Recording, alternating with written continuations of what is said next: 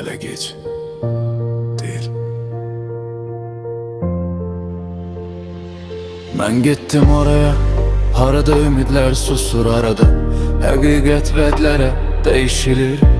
Benden dediler geri bakma, ama yürek söz tanımır bağışlamanı da. Gördüm inan nece evini itirir, Işık nece yorulur xilas olmaqdan. Amma eğer yaşayıram demek bir şeyde böyükəm, hele de parçam ayrı değilim. Dünya məni qırsa da mən yox olmayacağım. Qalxacaq hətta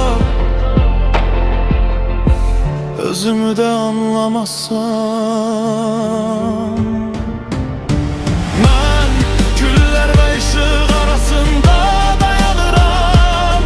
Gökdəs deyiləm, ama itkində deyiləm.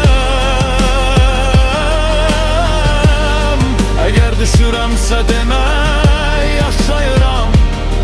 Eğer inanıram demək sınaqdan çıxmışam. Mən güller ve ışık arasında nefes alıram. Ağrı benim qonaqsız dostum olsa da adımı geri alacağım, soyuq veya dəllərdən. Mənə tac ve ışıqlar lazım deyil. Gördüm şöhrət necə köhnəli. Kim daha yüksek qışqırır həmişə təkdir. Sükut isə bacarır insanları. Özümü itirdim, amma vicdanımı xatirəmi satmadım. Əgər işıq səni tapsa, mən qaranlığı zərər verməməyə öyrənəcəyəm.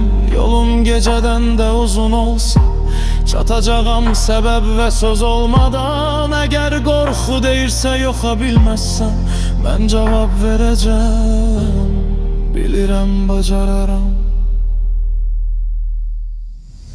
Mən güller ve ışık arasında dayanıram. Müqəddəs deyiləm, ama itkində deyiləm.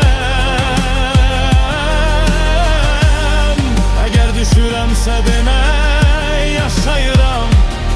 Eğer inanıram demək sınaqdan çıxmışam. Mən güller ve ışık arasında nefes alırım. Vurgu qalan yaralar benim qədim dövrəm. Ürəyimi geri alacağım od ve sessiz ayrılıqlardan. Eğer sabah gün sönsə, sözler ağırlığını itirsə,